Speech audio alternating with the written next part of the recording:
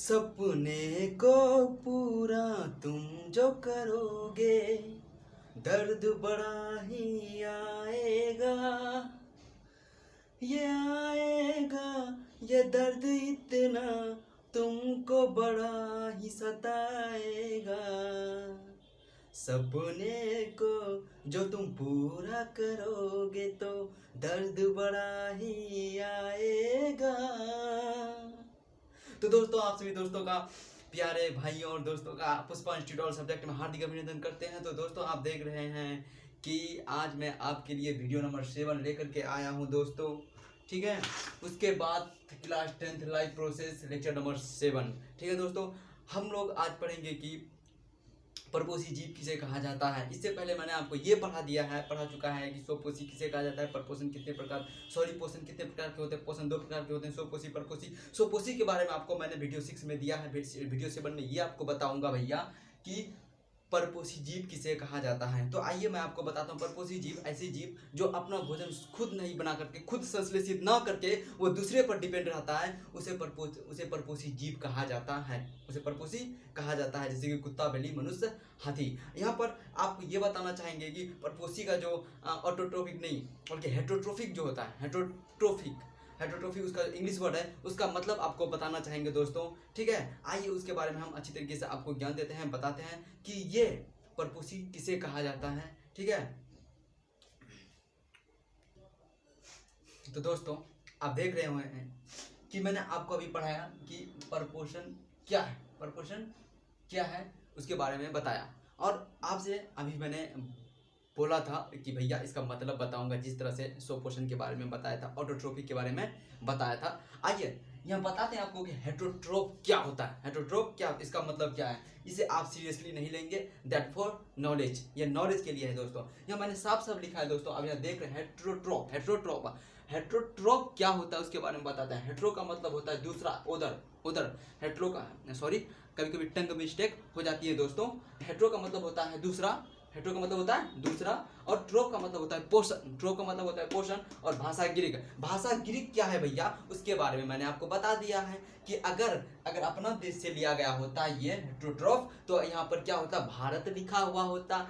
ये भाषा ग्रीक से लिया गया, इसलिए यहाँ पर ग्रीक लिखा गया है दोस्तों, ठीक है दोस्तों। उसके बाद में आपको नीचे में आपको यहाँ पर दिख रहा होगा दोस्तों कि परपोषण जीव क्या कहा जाता है, किसे कहा जाता है, सॉरी परपोषी जीव क्या है या परपोषी जीव किसे कहा जाता है, उसके बारे में मैं आपको थोड़ा बताता हूँ। परपोषी जीव यह एक ऐसा जीव होता है दोस्तों, यह एक ऐसा जीव है जो भोजन बनाने के लिए, भोजन को खाने के लिए वो परपोषण विधि द्वारा अपना भोजन को ग्रहण करते हैं। लेकिन मैंने डिफिनेशन में कुछ अलग लिखा है ताकि आपके माइंड में जा सके और एक बार पढ़ने में आपको आसानी से समझ में आ सके। मैंने यहाँ लिखा है ऐसे जीव, क्या लिखा है भैया, ऐसे जीव जो भोजन के लिए दूसरे जीवों में आधारित रहता है उसे परपोषी जीव कहा जाता है, परपोषी जीव कहा जाता है। जैसे लिखा है कवक, बैक्टीरिया, फंगी, ईटीसी, कवक, बैक्टीरिया, फंगी, ईटीसी। तो दोस्तों यहाँ पर मैंने ऊपर में परपोषण क्या है उसके बारे में थोड़ा एग्जाम्पल नहीं लिखा है, थोड़ा लिख दे रहा हूँ, ठीक है दोस्तों। एग्जाम्पल, उदाहरण,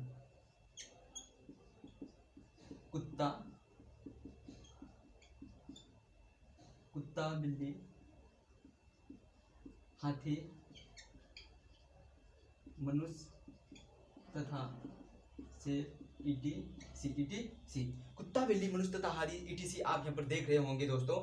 यहाँ पर कुत्ता, बिल्ली, हाथी, मनुष्य, ईटीसी क्या है, ये परपोषण क्या है, ये परपोषण विधि द्वारा अपना खानों को बनाते हैं। ये बात आप पहले से ही जानते हैं, इसमें कोई दोहराई नहीं है। जो कि शब्द को पकड़ते ही ये पता चल जाता है कि नहीं, परपोषी का मतलब दूसरे पर निर्भर रहने वाला, स्वपोषी का मतलब खुद, है ना दोस्तों। हाँ, तो अब हम आगे की ओर बढ़ते हैं। आगे की ओर हम लोग ये जानेंगे कि परपोषण ये 3 प्रकार के होते हैं। तो भैया परपोषण 3 प्रकार के होते हैं, तो कौन कौन परपोषण होते हैं उसके बारे में थोड़ा हमको बताइए। लीजिए, मृतजीवी परपोषण नंबर 1, नंबर 2 प्राणी सम परपोषण, नंबर 2, नंबर 3 में आएंगे दोस्तों तो आपको मिलेगा परजीवी परपोषण, ठीक है। आपको मैंने 3 परपोषण के बारे में बताया, आपको लिख करके इसके बारे में बताता हूँ, और मैं यहीं पर वीडियो को स्किप कर दूंगा, रोक दूंगा। ठीक है दोस्तों, तो आइए हमारे साथ में बने रहिए। आप इसे एक बार नोट कर लीजिए, तो नोट कर लीजिए। हाँ तो दोस्तों, प्रपोर्शन के प्रकार क्या? प्रपोर्शन के प्रकार, प्रपोर्शन कितने प्रकार के होते हैं? ठीक है दोस्तों, मैंने लिखा है कि types of heterotrophic, types of heterotrophic proportion कितने प्रकार के होते हैं? तो भैया प्रपोर्शन मुख्यतः 3 प्रकार के होते हैं। प्रपोर्शन मुख्यतः 3 प्रकार के होते हैं। आप यहाँ देख रहे होंगे प्रपोर्शन मुख्यतः 3 प्रकार के होते हैं। नंबर 1 मृतजीवी proportion, saprophytic nutrition. Saprophytic nutrition English word है ना। उसके बाद नंबर 2 में आते हैं भैया परजीवी प्रपोर्शन, परजीवी प्रपोर्शन, परजीवी प्रपोर्शन, इसका इंग्लिश वर्ड होता है parasitic nutrition, parasitic nutrition. Number 3 में आते हैं प्राणी सम प्रपोर्शन, प्राणी सम प्रपोर्शन, जिसका इंग्लिश वर्ड होता है होलोजोइक न्यूट्रिशन, होलोजोइक न्यूट्रिशन। एक बार फिर से भैया, मृतजीवी प्रपोर्शन, परजीवी प्रपोर्शन, प्राणी सम प्रपोर्शन। ठीक है दोस्तों, ये उसका 3 पार्ट होता है। आखिर ये होता है क्या है, उसके बारे में मैं आपको थोड़ा सा यहाँ बता दे रहा हूँ दोस्तों।